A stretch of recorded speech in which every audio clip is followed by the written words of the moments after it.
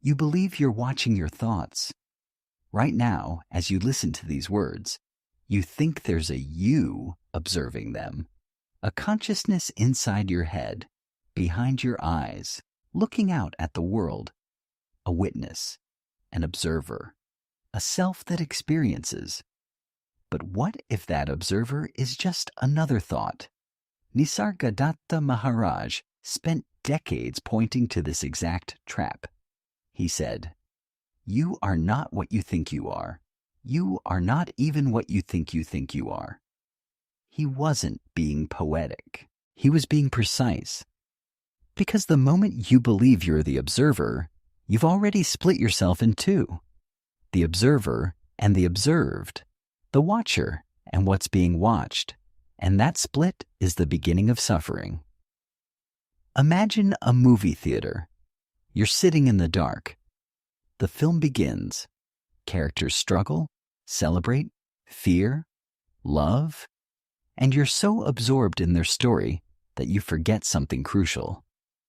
You're watching a screen. The character on screen doesn't know they're made of light. They believe their drama is ultimate. But you, in the audience, you can see the screen shows everything equally.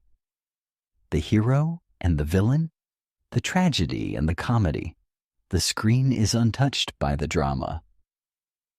Most teachings stop here. Nisargadatta didn't. Because you're not the audience. You think you are. You think you're sitting safely in the theater, separate from the film, observing it. But that's still within the movie. The you that thinks it's watching, that's another character on the screen, another layer of the film. The observer self is just another thought, another image, another projection. So what are you then? You're not the character. You're not the audience. You're the screen itself. And the screen is not separate from what appears on it. The screen doesn't stand apart saying, "I am watching this movie." The screen simply is. It's the space where everything appears and disappears. The light comes, the images form, the light goes.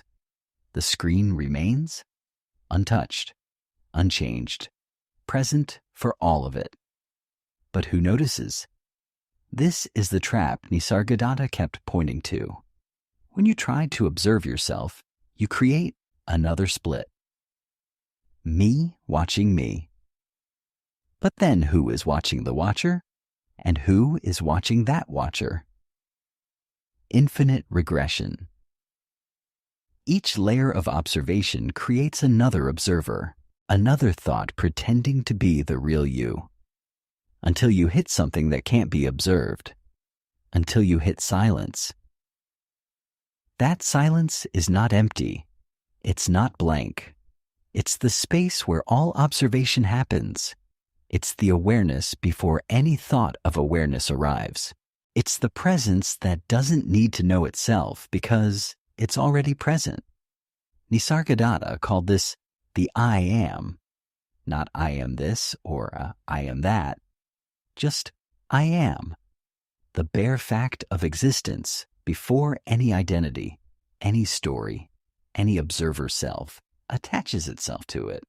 Most people spend their entire lives trying to improve the character, to make the observer better, to become more aware, more conscious, more spiritual. But that's still playing within the dream. That's still reinforcing the split. What Nisargadatta pointed to is different. It's not about becoming a better observer. It's about recognizing what you actually are, not as a concept, not as an idea, but as a direct seeing. You are not the one watching. You are the space where watching happens. You are not the consciousness that observes.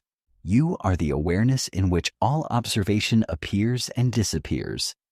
The movie plays. The characters act. The observer watches. But none of it touches what you actually are. None of it.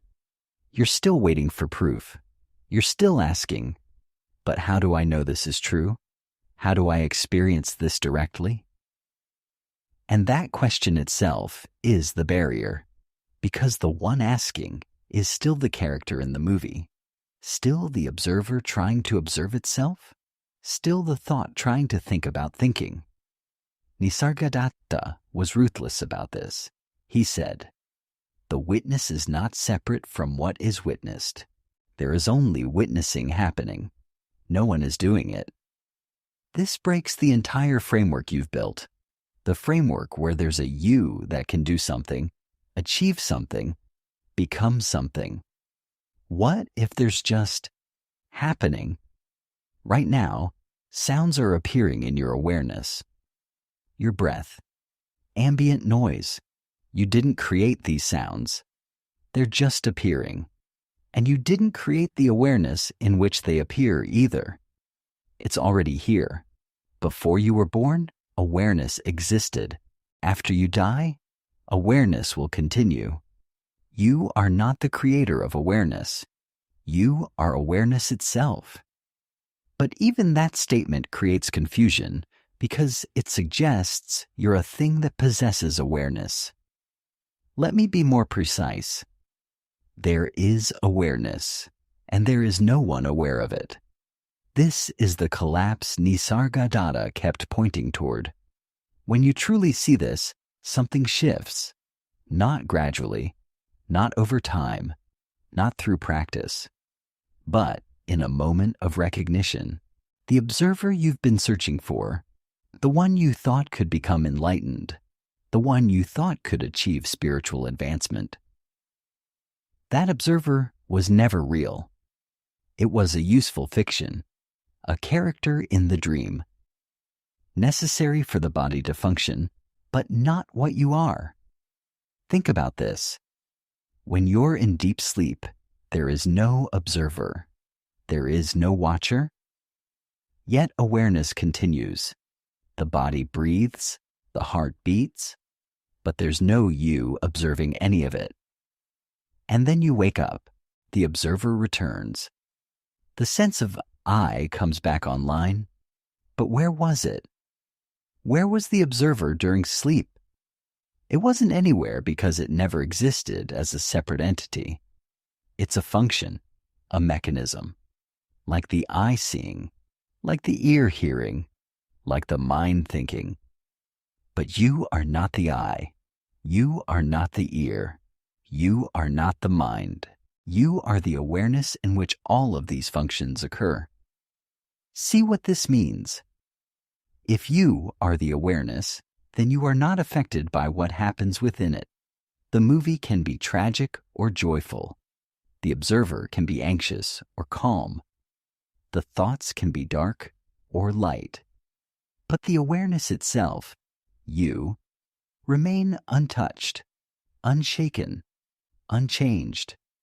This is what Nisargadatta meant when he said, "I am not concerned with the body or the mind. I am not concerned with the world. I am concerned only with myself, and I am not even a concern to myself." He wasn't being cold. He was being free. Free from the burden of trying to fix the character, improve the observer, perfect the experience. And this freedom is available to you right now, not in the future, not after more meditation, more study, more spiritual work. Right now, because what you are is already here. It's not hidden. It's not distant. It's so close, so obvious that you've overlooked it. Like looking for your glasses while wearing them. The recognition is simple. Notice. There is awareness. Notice. Thoughts appear and disappear in this awareness. Notice. You are not the thoughts. You are the presence in which thoughts appear. Notice. There is no observer separate from this presence. There is only awareness, seeing itself through the mechanism of mind and body. That's it. That's the seeing Nisargadatta pointed to. But your mind will resist. It will say, if I'm not the observer, then who will drive my car? Who will pay my bills? Who will love my family? The same intelligence that's been running your body since birth, thinking your thoughts, observing your life, it continues. But now you know it's not personal.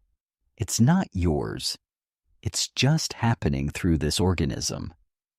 This is liberation, not escape from the world, but the recognition that you are not bound by any of it.